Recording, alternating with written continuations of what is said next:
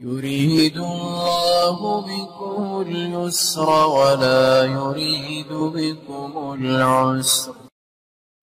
السلام علیکم ورحمۃ اللہ وبرکاتہ. الحمد للہ وکفى وسلام علی عباده الذین اصطفى. اما بعد، اعوذ باللہ السمیع العلیم من الشیطان الرجیم. بسم اللہ الرحمن الرحیم. لِكُلِّ أُمَّةٍ جَعَلْنَا مَنْسَكًا لِيَذْكُرُوا اسْمَ اللَّهِ عَلَى مَا رَزَقَهُم مِّن بَهِيمَةِ الْأَنْعَامِ فَكُلُوا مِنْهَا وَأَطْعِمُوا الْبَائِسَ الْفَقِيرَ. وقال تعالى كذلك سخرها لكم لتكبروا الله على ما هداكم. وقال تعالى لن ينال الله لحومها ولا دماؤها ولكن يناله التقوى منكم. وقال تعالى فصل لربك وانحر. صدق اللہ العظیم. محترم و محتشم ناظرین، آج عید الاضحیٰ کا بہت مبارک دن ہے. سب سے پہلے ہم آپ کی خدمت میں تقبل اللہ منا و منکم کی سوغات اور پرخلوص دعائیں پیش کرتے ہیں. آپ تمام حضرات کو 2020 کی یہ عید الاضحیٰ کی ڈھیر ساری مبارکبادیاں. اللہ عز و جل ایسی خوشیوں کے دن ہمیں اپنی زندگی میں بار بار نصیب فرمائیں. دنیا اور آخرت کی تمام خوشیاں اور تمام بھلائیاں ہمیں امت کو اور ساری انسانیت کو نصیب فرمائیں. تو سب سے پہلے آپ کی خدمت میں عید الاضحیٰ کی یہ پرخلوص مبارکبادی ہے، اس کو قبول فرمائیں. اسلام نے انسانیت اور نیچر کو کبھی دبایا اور کچلا نہیں ہے. انسانی فطرت میں یہ بات موجود ہے کہ ہم کوئی فیسٹیول منائیں، کوئی خوشی کا تہوار منائیں، کوئی خوشی کا موقع ہونا چاہیے. تو شریعت نے انسانی اور فطرت کے اور نیچر کے اسی جذبے کو ایک خوبصورت رنگ دینے کے لیے مسلمانوں کو 2 فیسٹیول اور 2 خوبصورت تہوار عنایت فرمائے. ایک کا نام عید الفطر ہے اور دوسرے کا نام عید الاضحیٰ ہے. یہ 2 تہوار اللہ عز و جل نے ایمان والوں کو نصیب فرمائے. دنیا کے بہت سارے مذہبوں میں، تقریباً ہر مذہب میں تہواروں کے دن ہوتے ہیں، لیکن اسلام کے تہوار کے دن اور دیگر مذاہب اور ریلیجنز کے جو تہوار کے دن ہوتے ہیں اس میں واضح فرق ہے کہ یہاں پر اسلام نے جو عید الفطر کا تہوار دیا تو خوشیاں منانی ہیں، لیکن اس کا ایک سرکل ہے اور اس خوشی میں آپے سے باہر نہیں ہو جانا ہے، شریعت کے سرکل سے باہر نہیں ہو جانا ہے کہ اب ہر حرام حلال ہو گیا، اب ناچو گاؤ حرام کاری کرو. شریعت اس کی اجازت نہیں دیتی ہے. دائرے میں اور سرکل میں رہنا. اسی کے ساتھ ساتھ روز 5 ٹائم نماز پڑھتے ہیں. یہ دونوں عید میں ایک نماز اور بڑھا دی. عید الفطر کی نماز واجب، عید الاضحیٰ کی نماز بھی واجب. تو اسلام کی اصل خوشی، مسلمان کی اصل خوشی یہ ہے کہ وہ اپنی عبادت کو بڑھا دے. چنانچہ اسی وجہ سے عید الفطر کی خوشی کے موقع پر عید الفطر کی نماز اور دوسرے نمبر پر صدقۃ الفطر، یہ 2 اہم عبادتیں عید الفطر میں سر انجام دی جاتی ہے. تو اس کے سامنے عید الاضحیٰ میں عید الاضحیٰ کی نماز اور اہم ترین عمل قربانی کا عمل کیا جاتا ہے. یہ قربانی کا عمل عید الاضحیٰ کی اسپیشل اور خاص عبادت ہے.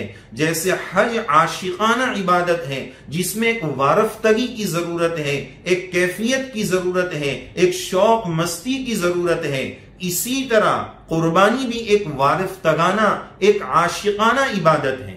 یہاں یہ عاجز یہ کہنا چاہے گا کہ آئے دن قربانیوں پر جو آبجیکشن اور اعتراضات ہوتے ہیں اس کی بنیادی وجہ یہی ہے، چاہے وہ کوئی بھی اعتراض کرنے والا ہو، آبجیکشن کرنے والا کسی بھی دھرم سے ہو، چاہے وہ خود مسلمان ہی کیوں نہ ہو، قربانی پر وہی انگلی اٹھاتا ہے جو اس عشق کی کیفیت سے آشنا نہیں ہے، اس قربانی کی روح سے وہ ناواقف ہے کہ یہ قربانی اصل ہے کیا، کس کی یادگار ہے، کیوں کیا جا رہا ہے. اس قربانی کی روح اور حقیقت سے وہ ناواقف ہے. اس بنیاد پر وہ یہ بات کرتا ہے. تو اللہ تعالیٰ نے ظاہر ہے کہ ہر سال ہر بندہ حج پر تو نہیں جا سکتا ہے، تو وہاں جو سوغات اور جو عنایات اور الطاف چیزیں بٹ رہی ہیں وہ عام مومنین کو کیسے ملے گی؟ تو کہا بس بال ناخن مت کاٹو، قربانی کر لو، تھوڑی سی ان کی کاپی کر لو، انشاءاللہ دینے والی ذات بہت کریم اور رحیم اور مہربان ہے، وہ عنایت کرے گی۔ یا رب تیرے محبوب کی مشابہت لے کے آیا ہوں، حقیقت تو اس کو کر دے، میں تو صورت لے کے آیا ہوں۔ یا رب تیرے محبوب کی شباہت لے کے آیا ہوں، حقیقت تو اس کو کر دے، میں تو صورت لے کے آیا ہوں۔ تو قربانی کرنے والا یہ حاجیوں کی مشابہت کرتا ہے کہ حجاج بھی قربانی کرتے ہیں اور وہ بال اور ناخن نہ کاٹ کر وہ ان کی مشابہت اختیار کرتا ہے۔ تو قربانی پر وہی آبجیکشن کرتا ہے۔ جیسے اس سال بہت شور ہوا کہ قربانی کی رقم دان کر دو، اس سال فائنینشلی حالات بہت خراب ہے، بھائی وہ اپنی جگہ پر ہے، لیکن قربانی کی روح جو ہے وہ قربانی ہی سے ادا ہو۔ ایسا تھوڑی ہو سکتا ہے کہ بھائی گرمی میں رمضان آیا تو چلو اس سال رمضان کے روزے ٹھنڈی میں رکھ لینا۔ اس وقت کی جو عبادت ہے اس عبادت کو اسی وقت میں کرنے کا اہتمام یہ لازمی اور ضروری ہے۔ فَصَلِّ لِرَبِّكَ وَانْحَرْ، امام ابو حنیفہ رحمہ اللہ کے نزدیک قربانی کرنا واجب ہے، اور نبی کریم صلی اللہ علیہ وسلم کا ارشاد گرامی موجود ہے۔ آپ علیہ السلام نے فرمایا من وجد سعتن، جو کیپیبل ہو، جو صاحب نصاب ہو، جس کے پاس قربانی کرنے کی طاقت ہو، فلم یضحی، پھر وہ قربانی نہ کرے، تو اس کو چاہیے کہ فلا یقربن مصلانا، وہ ہماری عیدگاہ میں نماز پڑھنے نہ آئے۔ ظاہر ہے کہ عید کی نماز تو ہر مسلمان پڑھتا ہے، ہر مسلمان عید کی نماز میں حاضر ہوتا ہے، لیکن سخت ترین وعید میرے اور آپ کے آقا جناب محمد الرسول اللہ صلی اللہ علیہ وسلم نے سخت بات ارشاد فرمائی، وہ عید کی نماز میں نہ آئے۔ آج امت مسلمہ میں قربانی کی اہمیت سال بہ سال گھٹتی جا رہی ہے، اور یہ جو لبرل قسم کے لوگ ہیں ان کی ذہنیت سے بہت سارے مسلمان افیکٹڈ اور متاثر ہو جاتے ہیں کہ ہاں چلے گا اس سال قربانی نہیں کریں گے۔ بھائی اللہ سے مانگنے کی ضرورت ہے، کورونا سے اس طرح ڈر جائیں کہ بھائی قربانی پر بھی جو ہے قربانی کی قربانی کر دے، اتنا کورونا کا ڈر۔ بھائی اس نیت سے قربانی کر لے کہ یہ خون بہے گا، انشاءاللہ اس خون کے ساتھ کورونا بھی بہہ جائے گا اور کووڈ بھی بہہ جائے گا، اور انسانیت کو اور امت کو اس سے نجات ملے گی۔ اچھی نیت سے عبادت کی جائے تو پھر اللہ عز و جل اپنی آزمائش اور عذاب کو ہٹا لیتے ہیں۔ یہ عبادتوں سے دوری اس بیماری کی وجہ سے، یہ تو اللہ کو اور ناراض کرنے والی بات ہے۔ یہ اللہ کا عذاب یا ہو یا اللہ کی آزمائش ہو، اس کو دور کرانے کے لیے تو اللہ کی مزید عبادتوں کی ضرورت ہے، نہ یہ کہ اس بیماری کی وجہ سے قربانی کی قربانی دے دی جائے اور اس کو چھوڑ دیا جائے۔ تو اس پیغام کو سمجھنے کی ضرورت ہے، قربانی کی روح کو سمجھنے کی ضرورت ہے، قربانی کی حقیقت کو سمجھنے کی ضرورت ہے۔ اس کے ساتھ ساتھ یہ قربانی کے مقاصد کیا ہے، اس قربانی سے کیا چاہا جا رہا ہے؟ اس قربانی سے یہ چاہا جا رہا ہے کہ یہ حضرت اسماعیل علیہ السلام کی قربانی کی یادگار ہے۔ یہ قربانی در حقیقت اسماعیل علیہ السلام کی قربانی کی یادگار ہے۔ قربانی کی روح اور اس کا پہلا مقصود کیا ہے؟ پہلے نمبر پر یہ بات سمجھیے کہ قربانی سے اللہ تعالی حضرت ابراہیم و اسماعیل علیہ السلام کی اس قربانی کی یادگار چاہ رہے۔ رقم دینے سے وہ یاد زندہ نہیں ہوگی، یہ اللہ تعالیٰ کے وہ مخلص اور سچے اور پکے بندے تھے، کمال اطاعت ان کے اندر اتنی زیادہ تھی کہ اللہ تعالیٰ اس ادا کو ہر سال دیکھنا چاہتے ہیں۔ جیسے کسی ماں کے بچے کا انتقال ہو جائے اور وہ بچے کی جب اس کو یاد آتی ہے تو کبھی اس کا فوٹو دیکھتی ہے، کبھی اس کا کپڑا دیکھتی ہے۔ وہ کیوں دیکھتی ہے؟ وہ اس کی یادگار ہے، اس یادگار سے اس کو تسلی ملتی ہے۔ تو میرے رب کو اسماعیل علیہ السلام کی وہ قربانی اتنی بھائی کہ اس عبادت کو اللہ تعالیٰ نے قیامت تک کے لیے جاری کر دیا۔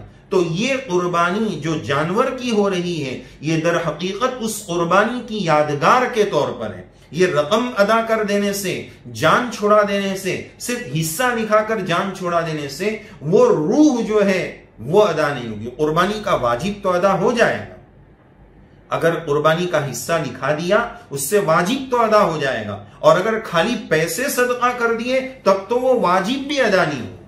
تو جیسے دیکھیں بی بی ہاجر صفا مروہ کے درمیان دوڑی تھی، کوئی حاجی کا حج مکمل نہیں ہوگا جب تک وہ سعی صفا مروہ کی نہ کر لے، کوئی معتمر کا عمرہ مکمل نہیں ہوگا جب تک وہ صفا مروہ کی سعی نہ کر لے۔ تو اس سعی کے ذریعے رب العالمین یہ چاہتے ہیں کہ اس میری محبوب بندی اور برگزیدہ پسندیدہ بندی حضرت ہاجر کی ہر وقت یادگار زندہ رہے، اس یادگار کو زندہ کرنا ہے۔ یہ غریب کو دان کر دینے سے وہ قربانی کی یادگار زندہ نہیں ہو۔ دوسری بات، اس قربانی کا مقصود یہ ہے کہ ہم صرف جانور کی قربانی نہ کریں۔ جانور کی قربانی تو ایک صرف ظاہری شکل ہے، چاہا یہ جا رہا ہے کہ ان صلاتی و نسکی و محیای و مماتی للہ رب العالمین، میرا جینا، میرا مرنا، میری نماز، میری قربانی، میرا ہر ایک عمل رب العالمین کے لیے ہو جائے۔ کیوں؟ لا شریک لہ، اس کا کوئی شریک نہیں، وہی میرا معبود ہے۔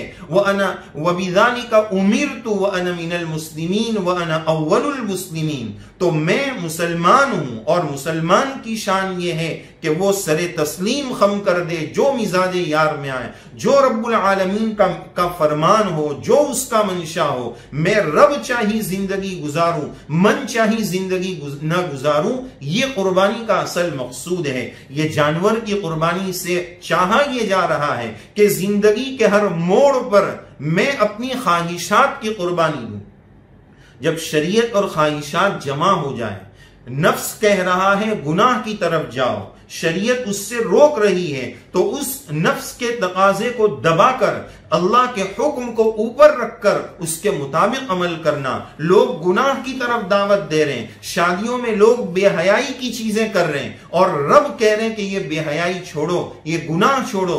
اس موقع پر رشتہ داروں کا خیال کیے بغیر، رب کا خیال کرتے ہوئے، اللہ کی ذات کا خیال کرتے ہوئے اس کا لحاظ کرنا، یہ اصل قربانی کی اصل روح ہے۔ قربانی کے ذریعے یہ چاہا جا رہا ہے کہ یہ کیفیت ہمارے اندر پیدا ہو جائے۔ تیسری بات، قربانی پر بہت سارے لوگوں کو یہ بات سمجھ میں نہیں آتی ہے، یہاں تک کہ مسلمان بھی کبھی کبھار اس بات میں کنفیوژن کا شکار ہو جاتا ہے کہ اس کی قربانی کی لاجک کیا ہے۔ میرے بھائی، ہر شریعت کے ہر حکم میں تو لاجک مت تلاش کر۔ مسلمان سلنڈر ہو جا، تسلیم کر دے، بس سر جھکا دے۔ جیسے جانور قربانی کے وقت سر جھکا دیتا ہے، میں بھی سر جھکا دوں، چاہے سمجھ میں آئے کہ نہ آئے، سر جھکا دینا ہے، عقل میں آنا ضروری نہیں۔ دیکھو حج کی عبادت میں بھی اسی طرح ہے کہ بھائی رمی جمرات کے موقع پر کنکری مار رہے ہیں، پتھر سے پتھر کو مار رہے ہیں، عقل میں آنے والی بات نہیں ہے۔ مینا میں ٹھہرنا سنت ہے، یہ کہا گیا کہ بھائی اب حج کے دنوں میں مینا میں آ کر ٹھہرو، حالانکہ حرم شریف میں 1 لاکھ کا ثواب مل رہا ہے، وہ چھڑوا کر ادھر لایا۔ یہ تمام عبادتیں بتا رہی کہ بھائی اپنی عقل مت لگاؤ، بس جو کہا جائے، جب کہا جائے، جس طرح کہا جائے، یہ شریعت کا تقاضا ہے۔ رب العالمین کے حکم پر سر تسلیم خم کر دو، میری سمجھ میں آئے کہ نہ آئے، اللہ کا حکم ہے، شریعت کا فرمان ہے، نبی کریم علیہ السلام کا طریقہ ہے، اس لیے مجھے اس پر عمل کرنا ہے۔ یہ اصل شریعت ہے، یہ اصل دین ہے، یہ اصل قربانی کی روح ہے۔ اس کے ساتھ ساتھ اگلی بات یہ سمجھیں کہ جب ہم جانور کو ذبح کرتے ہیں تو ذبح کے وقت بسم اللہ اللہ اکبر پڑھتے ہیں۔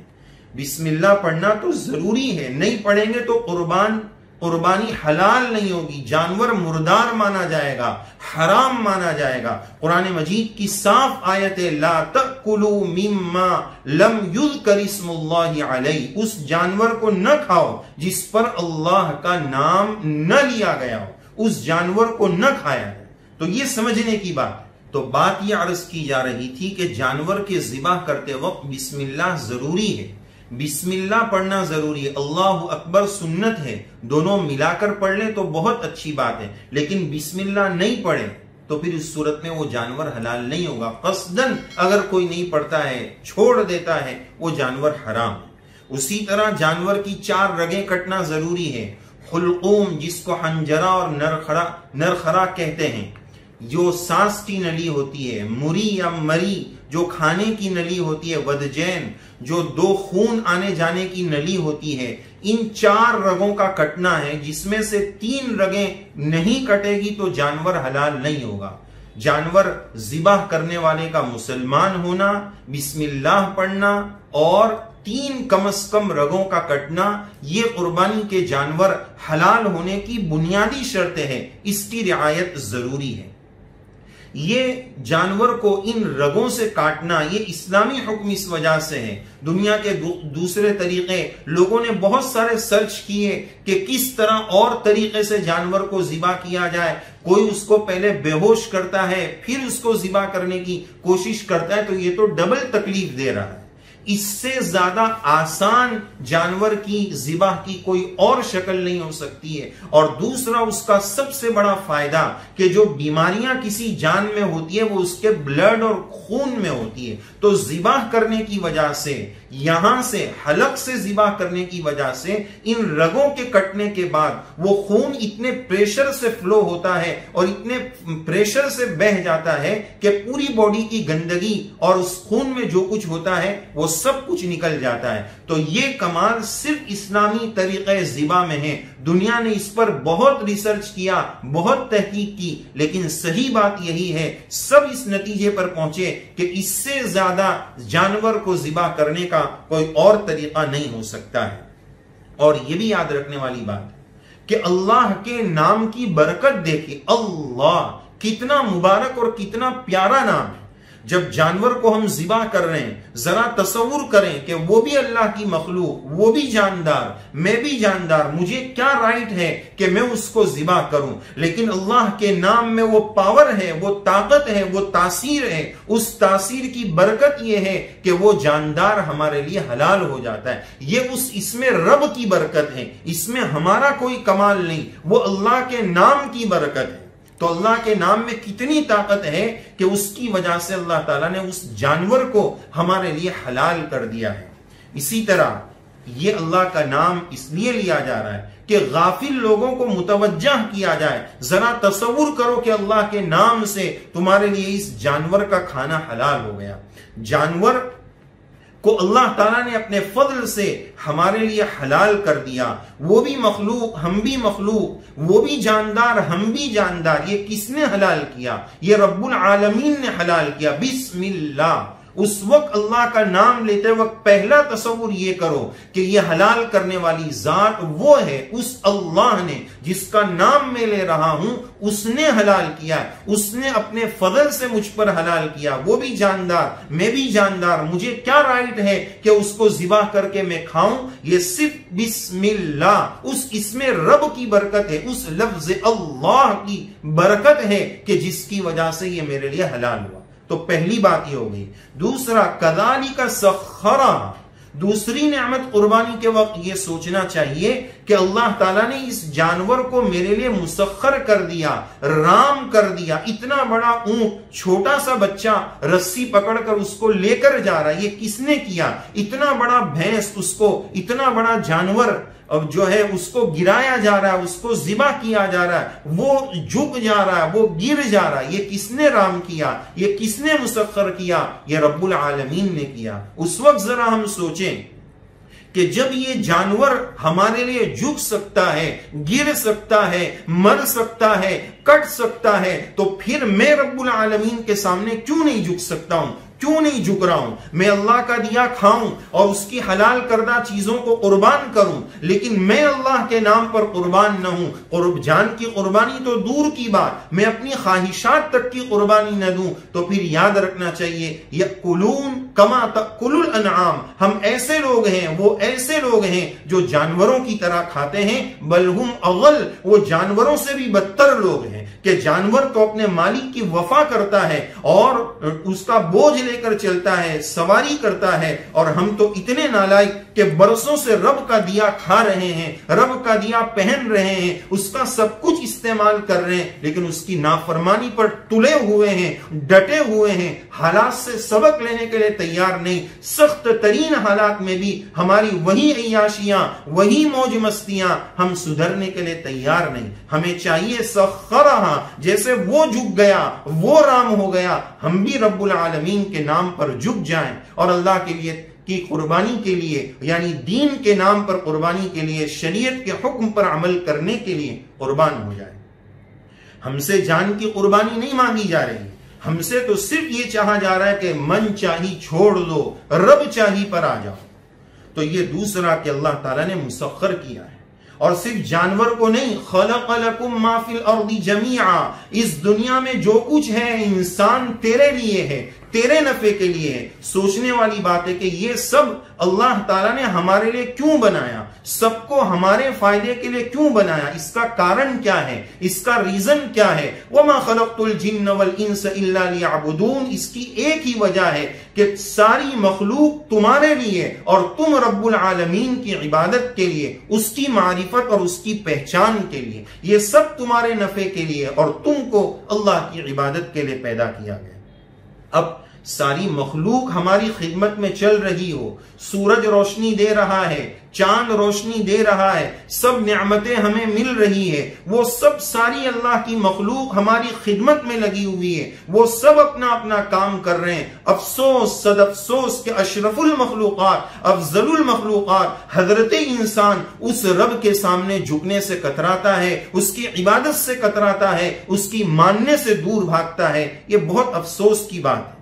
تو ضرورت ہے کہ ہم اپنے آپ کو انسان بنائیں، مومن بنائیں۔ جانور جیسے جھک گیا، ہم بھی اللہ کے سامنے جھک جائیں، عبادت کے لیے جھک جائیں۔ اور تیسری بات اس سلسلے میں یہ یاد رکھیں کہ جب ہم جانور کو ذبح کریں تو سوچیں کہ ہمارے لیے وہ جانور حلال ہے جس کا گوشت لذیذ ہے اور وہ ہانی کارک اور مضر صحت نہیں ہے۔ جانور تو بہت سارے تھے، شریعت نے کیوں کہا کہ بکرا ہی کاٹنا ہے، یا بیل دمبا، یا پھر گھیٹا، یا پھر اونٹ؟ یہ سرکل کیوں بنایا کہ ان کا گوشت لذیذ ہے، ان کا گوشت کھانے کے قابل ہے، دوسرے گوشت میں وہ طاقت اور وہ تاثیر نہیں ہے۔ تو اللہ تعالیٰ نے یہ دائرہ اور یہ سرکل بنایا۔ تو بات یہ عرض کی جا رہی تھی کہ شریعت نے وہی جانور ہمارے لیے حلال کیے ہیں کہ جس کا گوشت لذیذ ہے، انسانی صحت کے لیے وہ ہانی کارک اور مضر صحت نہیں ہے۔ تو پھر جب اللہ تعالیٰ نے ہم پر اتنی عنایات اور اتنی مہربانی فرمائی تو ہمیں بھی چاہیے کہ جب ساری مخلوق کو اللہ نے ہماری خدمت میں لگا دیا ہے تو ہم رب العالمین کی عبادت میں لگ جائیں۔ اور یہ قربانی کا عمل یا کوئی بھی عمل ہو، ہر عمل کے بعد دو چیز ضرور کرنی چاہیے۔ نمبر ایک، اس عمل کی اللہ تعالیٰ نے جو توفیق دی ہے اس پر شکر ادا کرنا کہ یا اللہ آپ ہی کا کرم ہے کہ ایسا سخت ماحول تھا، ہمیں کوئی امید نہیں تھی کہ اس سال بھی قربانی ہو پائے گی، لیکن آپ کا کرم ہے کہ الحمدللہ اس سال بھی وہی چہل پہل کے ساتھ قربانی ہو رہی ہے۔ ہم آپ کا بہت شکر ادا کرتے ہیں، اللہ کا خوب اس پر شکر ادا کریں۔ عبادت کی توفیق پر شکر کا فائدہ یہ ہوتا ہے کہ انسان عجب پسندی، تکبر اور عبادت کے تکبر میں مبتلا نہیں ہوتا ہے کہ یہ تو میرے رب کی توفیق دی، میرا اس میں کوئی کمال نہیں تھا کہ میں 50,000 کا 30,000 کا بکرا لایا اور اتنا بڑا جانور لایا۔ یہ ریاکاری نہیں، یہ میرے رب کا فضل ہے۔ اور دوسری بات کہ عبادت کر لینے کے بعد اس میں کمی کوتاہی پر استغفار، اس سے مایوسی ختم ہوتی ہے کہ پتہ نہیں اس بارگاہ میں قبول ہوا ہوگا کہ نہیں ہوا ہوگا، پتہ نہیں اللہ تعالیٰ نے اس کو شرف قبول عنایت فرمایا ہو۔ تو استغفار کا فائدہ یہ ہوتا ہے کہ اللہ تعالیٰ اس ٹوٹے پوٹے کو بھی قبول کر لیتے ہیں۔ ہماری عبادت میں کون سی جان ہے؟ ہمارا تو ہر عمل ٹوٹا پوٹا ہے، اس میں کوئی حیثیت نہیں۔ یوسف علیہ السلام کے بھائیوں کے کھوٹے سکے کی طرح ہماری عبادت ہے، وہاں اس کھوٹے سکے کو چلا لیا گیا۔ رب العالمین سے بھی ہم یہی کہیں اللہ تعالیٰ ہماری عبادتوں کے کھوٹے سکے کو چلا لیجئے، قربانی کو قبول فرما لیجئے، اخلاص عطا فرما دیجئے۔ اور ایک اہم ہدایت اخیر میں یہ عرض کرنی ہے محترم بزرگوں دوستو کہ اس سال قربانی میں ہم خصوصی صفائی کا اہتمام کریں، خاص طور پر صفائی کا اہتمام کریں۔ 3 صفائی کی ضرورت ہے۔ جانور جب زندہ رکھتے ہیں 2-4 دن، اس میں جو گندگی ہوتی ہے اس کی صفائی، جس جگہ پر ذبح کرتے ہیں وہاں خون جمع ہوتا ہے اس کی صفائی، پھر اس کے فضلات، ویسٹیج اور آلائش اور اوجڑیاں جو ادھر ادھر پھینک دی جاتی ہے اس کی صفائی۔ اس صفائی کا اس سال خصوصی اہتمام کریں۔ بارش بھی چل رہی ہے اور اس کے ساتھ ساتھ یہ سخت بیماری کا ماحول چل رہا ہے، کہیں ایسا نہ ہو ہماری تھوڑی سی چوک کی وجہ سے ہماری قربانی بدنام ہو، اسلام بدنام ہو۔ ہماری اس قربانی پر نشانیاں اور پوری نگاہیں لگی ہوئی ہے، اس لیے اس پیغام کو عام کریں۔ جہاں جہاں تک یہ پیغام جائیں، انفرادی سطح پر خود قربانی کرنے والا، اس بلڈنگ والے، اس محلے والے، اس پورے بستی والے بلدیہ اور میونسپلٹی کے ساتھ مل کر اس صفائی کا ایڈوانس میں انتظام کریں۔ آگ لگے جب کنواں نہیں کھودنا ہے، ایسی بدبو آئے کہ پھر لوگ قربانی کے بارے میں برائی سوچیں۔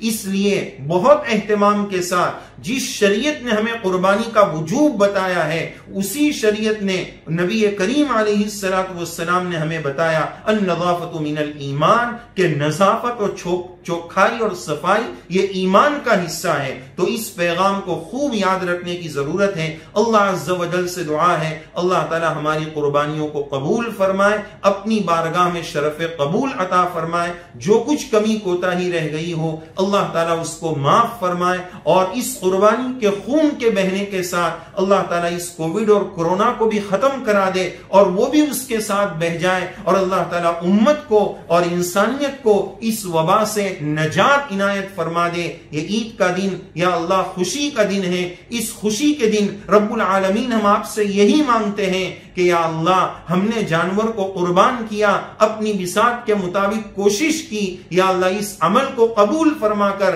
انسانیت کو نجات دے دے۔ امت بہت پریشان ہے، اسپتالوں میں اپنی ایڑیاں رگڑ رہی ہے اور حالات سخت سے سخت ترین ہو جا رہے ہیں۔ یا اللہ بڑی لجاجت کے ساتھ اس عید کے موقع پر ہم آپ کی بارگاہ میں جولی پھیلا کر مانگتے ہیں، یا اللہ بس کرا دیجئے، حالات کو ختم فرما دیجئے، اپنی ناراضگی کو ختم فرما دیجئے، اور امت کو اور انسانیت کو اس وبا سے مکمل نجات عطا فرما دیجئے۔ آمین یا رب العالمین۔ یا اللہ اس کہنے سننے کو قبول فرما لیجئے، کہنے والے کو بھی توفیق عمل سے نوازیں، ہم سب کو توفیق عمل سے نوازیں، قربانیوں کو قبول فرمائے، اور ہر قسم کے انتشار اور افتراق سے اور ایسی چیزوں سے جس سے اسلام اور قربانی بدنام ہو، یا اللہ سارے عالم اسلام اور سارے مسلمانان عالم کی اس سے حفاظت فرما دیجئے۔ آمین یا رب العالمین۔ اللہ اکبر لا الہ الا اللہ واللہ اکبر،